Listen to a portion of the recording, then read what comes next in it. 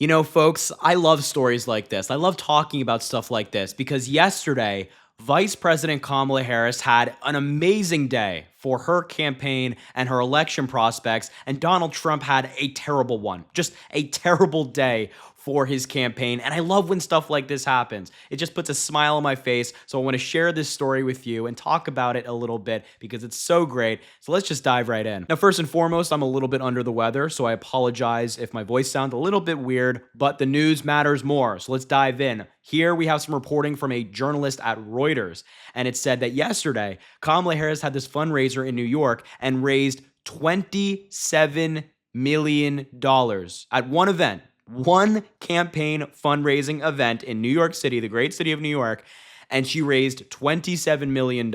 And the significance of this couldn't be overstated because it was the largest fundraising haul from a single event since Kamala Harris joined the top of the ticket. So since she became the nominee, this is the largest event that she's had in terms of the amount of money she's raised. $27 million in one event. That's huge.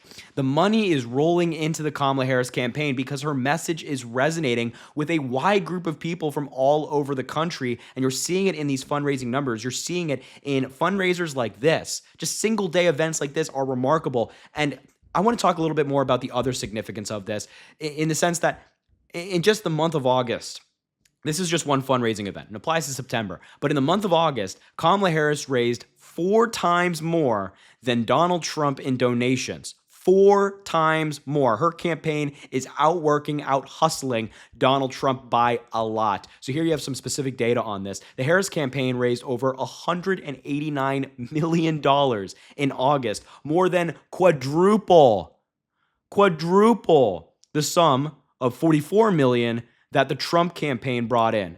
$44 million the Trump campaign brought in 1 month. Kamala Harris brought in $27 million in one day with one event. And $189 million in August, quadruple what Donald Trump is doing. And also, this is the bigger number here because the individual campaigns are raising their money, but as we know, there's a limit on how much somebody can donate to a campaign. There's no limit on how much somebody could donate to a super PAC. So the Harris campaign announced earlier this month a total of $361 million in a haul from August from campaign donations joint with the Democratic National Committee and fundraising committee. So that means like the entire Democratic Party, PACs, and whatnot.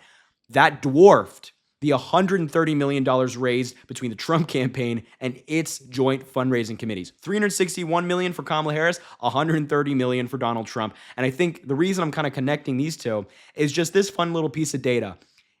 Yesterday at Kamala Harris's fundraiser in New York, she raised 20% in one day of what Donald Trump raised in the entire month of August. August is like prime election season. It's right around the corner. Money is pouring into campaigns, or at least it should be pouring into campaigns. And in one day, with one event, Kamala Harris raised 20% of what Donald Trump raised in the entire month of August. I did the math because I was curious. 20% of what Donald Trump raised in the entire month of August.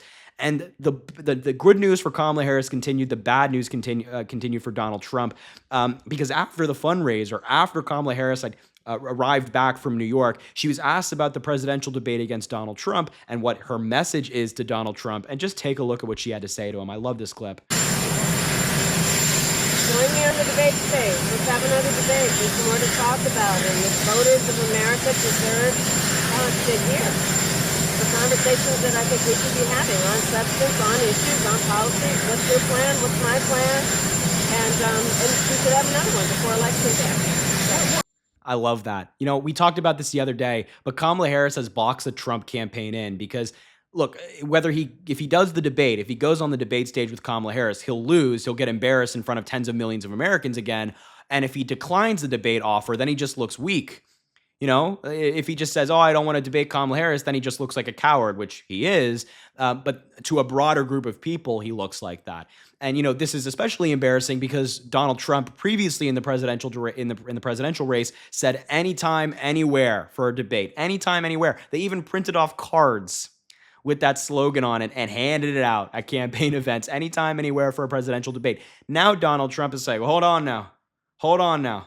He's not so much. Now he's not as enthusiastic about a presidential debate after we saw what happened. So she's boxed him in. So she raised $27 million. Then she got back to the tarmac and then talked her talk to Donald Trump, continuing to box him in. And while this was all taking place, over 700 national security officials endorsed Kamala Harris for president. Over 700 national security officials. That is huge. Over 700 national security and military officials endorsed Kamala Harris for president on Sunday in a letter that said that the vice president defends America's democratic ideals while former President Donald Trump, endangers them.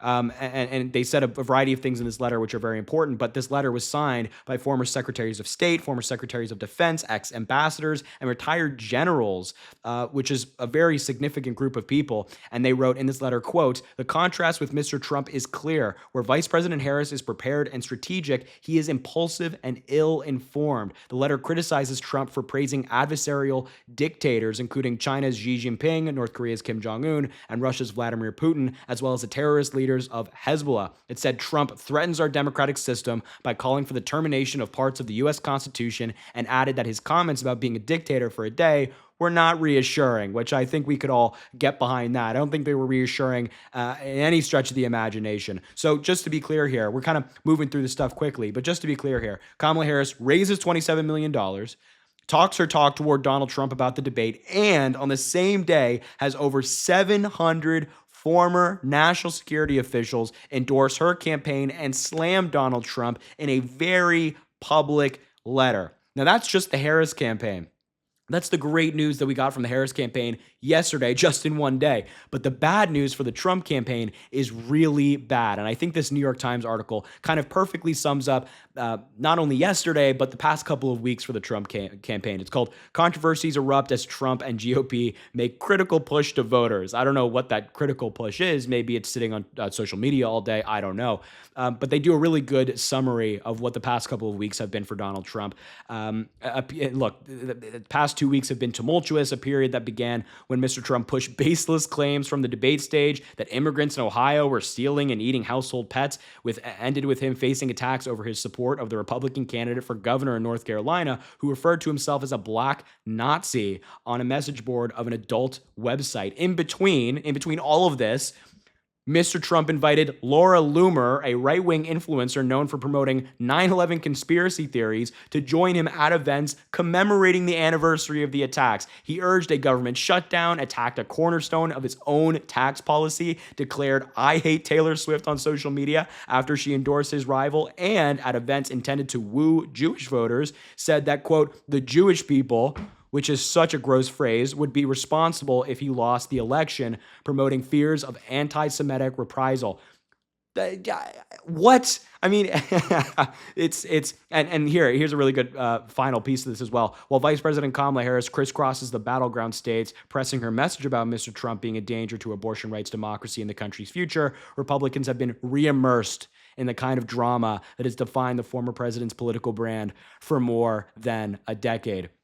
I mean, just look at all of these disgusting comments. Inviting Laura Loomer, a conspiracy theorist, going after Taylor Swift, attacking his own policy, and then attacking Jewish voters who don't support him, saying that they would be responsible if he lost. It's disgusting. It's anti-Semitic nonsense. It's conspiratorial nonsense. It's just divisive. That's what it is. That's what Donald Trump's campaign is. This is what he's doing while Kamala Harris is out there talking to voters, going from swing state to swing state to swing state, having rallies, having fundraisers, talking to people directly one-on-one. That's what she's doing. Donald Trump is doing all of that.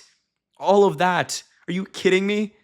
This is why I said at the beginning I love this story, because all of these positive things are happening for the Harris campaign, and all of these terrible things are happening for the Trump campaign, and most of these are self-inflicted wounds. Donald Trump is doing it to himself. It's not even like all of the negative things are happening from outside sources and Donald Trump is running a good race and he's just being screwed over. No, he's doing it to himself. They are self-inflicted wounds. It's just so funny. Now, let's be very clear here. This does not mean that we take our foot off the gas. It doesn't mean that we just think we're going to soar to victory and hope for the best. No, we keep up the work. We keep our foot down, pedal to the metal, and we keep going forward to make sure that Kamala Harris gets elected. Look, she's putting in the work. She's doing campaign events. She's traveling around the country. She's doing these rallies. Now it's time for us to do our part and actually get out there and vote. In some states, early voting has started. If you live in one of those states, get out there and vote. Cast your ballot early. Make sure you vote for Kamala Harris. Take 15 minutes out of your day, or make sure also that you are registered to vote. Because some of these Republican states will purge people off of their voter rolls. You don't want to be one of those people. So make sure you're registered. And if you are, get out there and vote for Kamala Harris. Full speed ahead. Let's do this. Anyway, I just wanted to show you these stories, kind of give you some positive news in a very negative world. And hopefully it helped you a little bit today. So anyway, I will leave the video there. Thank you so much for watching. I appreciate you being here. Make sure to subscribe down below. It goes a really long way. Also drop a like on the video and comment. Let me know what you think about all of this. And as I always say, I greatly appreciate you. And I hope you have an amazing rest of your day.